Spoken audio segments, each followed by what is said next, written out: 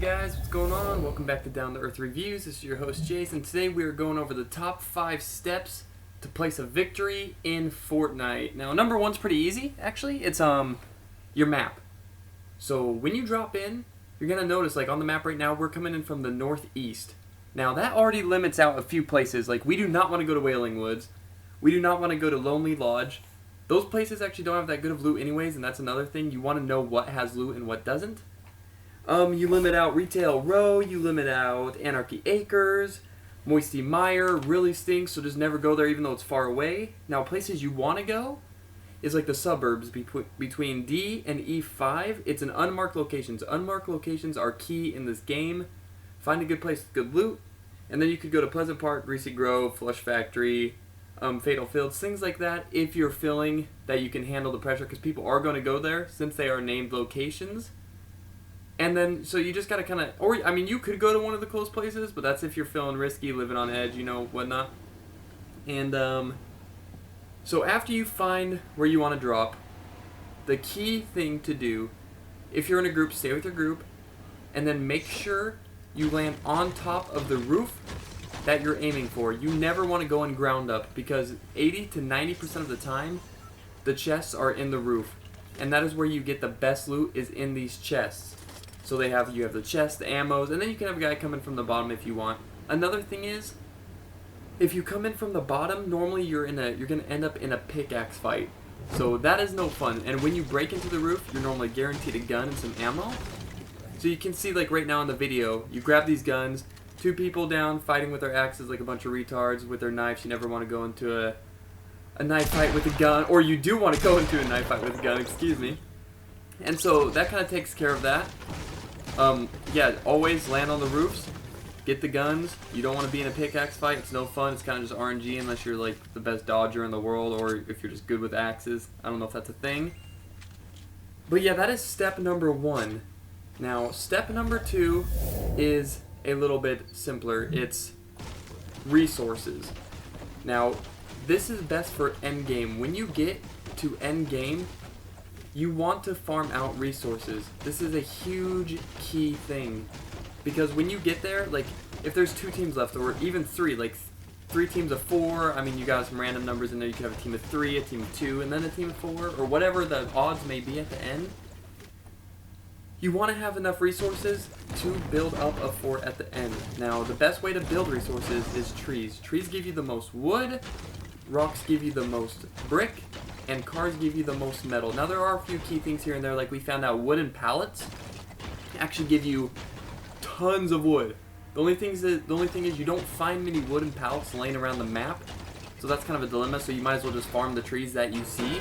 However, wood is the weakest, brick is the next weakest, and then metal is the strongest. So you do want to mine cars mostly, because metal at the end will guarantee almost your success if you have a fort, because it is the strongest. It can take the most damage, takes the team's longest to break through it, and it is the safest to hide behind.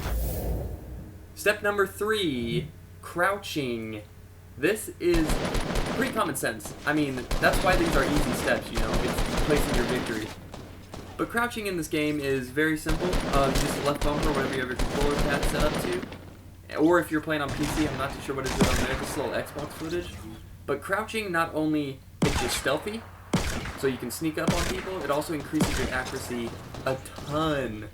So I don't know if you notice, like if you have an AR, whether it's like the M4, the burst gun, or just like a SCAR, when you're crouching, it tightens your reticle up, and the bloom is way less. So if you're firing full auto, you're like trying to spray to kill a guy, if you're crouching doing so, it greatly reduces your reticle so that you can keep the bullet, so the bullet spread isn't so bad and it'll kind of hit your target.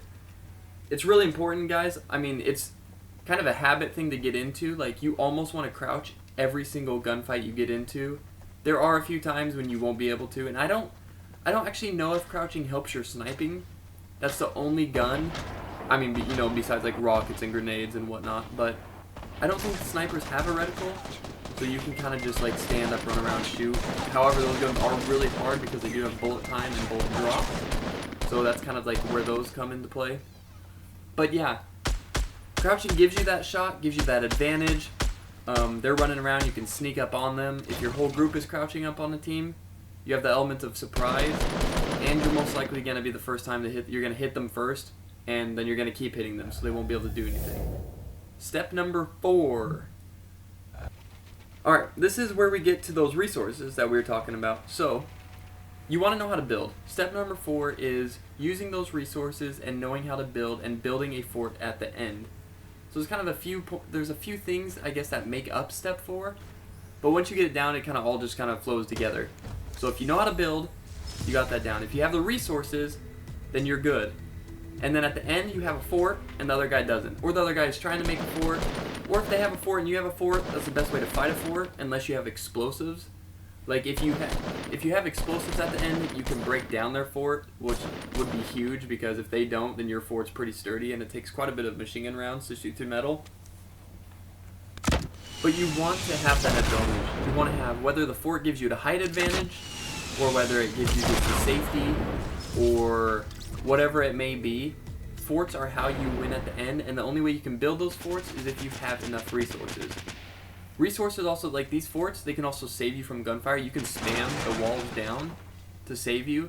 I mean, you can build around, you can build up people's forts. It's just, you need to have these resources, guys, in order to win at the end. If you make it to the end and you don't have resources, I'm sure you can win. You know, like, it is possible. I've done it before if you don't have any resources. It's just really, really, really, really hard, because I don't know if you've ever tried to go up on someone's fort while, like, you're just running out in the middle of a field. It is not easy. You're serpentining all over the place. It's not fun. So just make sure you do that. And the more resources you have, like, if everyone on your team has resources, it's better. Like, I know some people say, oh, give one guy all the resources, let him stack, let him be the builder.